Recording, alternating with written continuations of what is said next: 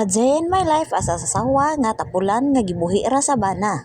For today's video day mga madi ay flex lang nako kaninyo mga madi. Life update day sa kong bana mga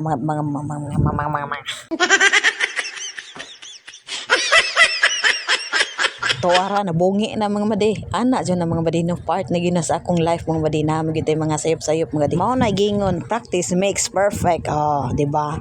By the way mga madi, this video di ay mga madi padong na din ni duty ang akong bana mga madi no. So nagpaabot na din siya padong na siya sa bus nga ilang sakyan ana mga madi. Sa pagsakay nila mga madi libre in taon na mga madi ha. Na diri kalahian diri mga madi ikumparar diri magtrabaho ka kaysa diha mga madi kay kung diri mga madi away libre oy.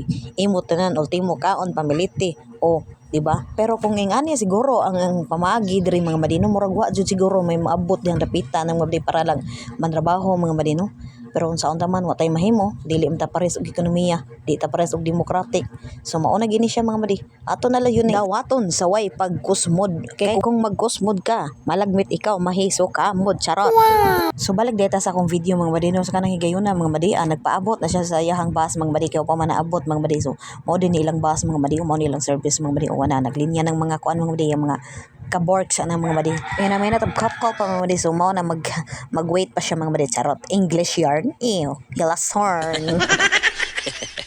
Fast forward yan mga madi. So naabot na ang bus nga lang gipaabot mga madi. So mao na mga madi naka-check in na siya mga madi. Naka-on board na siya mga madi. Ang driver na lang gipaabot ana nila mga madi. So magpaabot lang mga madi. Lain sa gayo mo andar ba din ang bus og why driver. So mao na magpaabot. Ang nakadiferensya lang gid sa pagpatrabaho didha sa abroad mga madi no. Kay inuras in taon na mga madi. Dili sad kayo rest go mga madi. Dili pares di ari nga rest go kaayo nga trabaho pero okay ra na mga madi. At least naagya pa trabaho. So naana dram sa mga tao ana diri mga madi no. By the way mga madino, delay 5 hours din na sila dihang dapita mga madi kaysa diri sa tuwa mga madi. For example mga madi atoa diri mga madi alas 9 so sa ilaha mga madi alas 4 mga madi. So mao na mga madi sa pagtawag niya mga madi naghigda-higda ra ko mga madi kay what is kadlawon nagmata di balik kog higda mga madi kinsa may di kapuyon ang kadlawon ga mumata. Mao ning literal tapulan mga madi naghigda-higda mga madi nya ang bana ni Jote na o di ba o di ka karilit ani kay di man ka pinangga sa imong bana.